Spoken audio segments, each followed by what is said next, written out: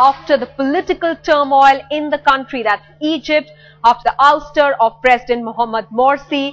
The top judge, Adly Mansour, has taken charge as part of Army's transition plan.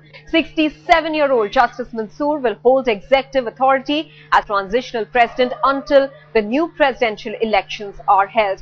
In a dramatic overnight development, the military ousted former President Mohammed Morsi and placed him under house arrest. The regime change comes days after massive protests broke out in Egypt demanding Morsi's ouster. The military had given Morsi a 48-hour deadline to decide on power sharing, but the final nail in the coffin was Morsi's defiant speech on national television when he said that he has the mandate of the people and that he won't quit. Celebrations, in fact, broke out in several parts of the country, with the historic Tahrir Square witnessing massive fireworks as thousands converged at the spot that has just a year ago welcomed the ouster of the then President Hosni Mubarak. But Egypt stares at an increasingly uncertain future. Tough that the military has vowed to restore order. It's not clear how a takeover will work or how long the army would be in charge, really.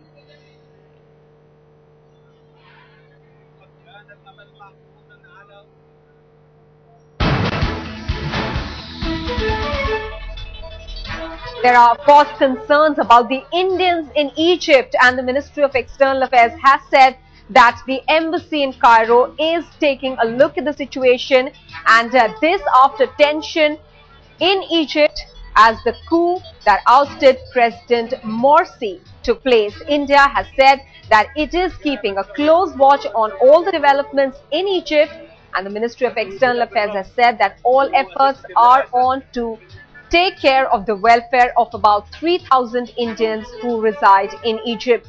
The Embassy of India in Cairo is in regular contact with all sections of the Indian community. That's what the Ministry of External Affairs has reassured.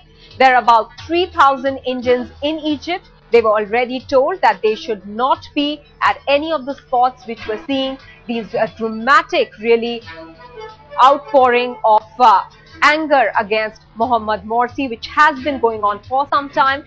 Now, just a few days ago, the ministry felt that there was really no need to set in panic among the community by asking people to actually come back to India, but now it certainly is keeping a close eye on the developments in Egypt.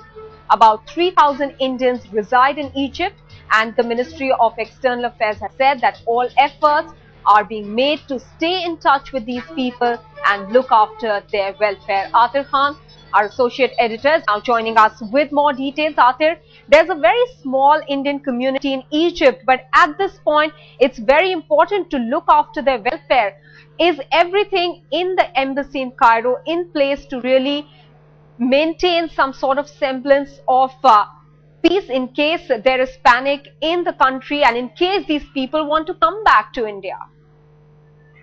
Well, what we are learning from our MEF sources is that they are keeping a close watch on the developments in Cairo, and also, if you recall, that the first revolution in India had welcomed it, and since we have close and friendly relations with Egypt, and as you rightly pointed out, there is an Indian community of some 3,000 persons.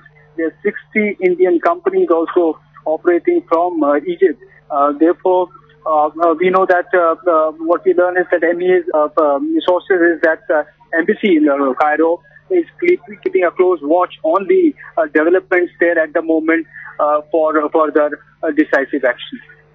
Arthur, certainly at this point in time, the ministry is not advising these people to come back. Well, that's right. There was apprehension initially, but then after the army commander's declaration, it seems that the situation has been reviewed by the Indian embassy in Cairo, and therefore, for the moment, there's no further advisory, but then ME is keeping a close watch on the developments there. Atir Khan, many thanks for joining us with those details.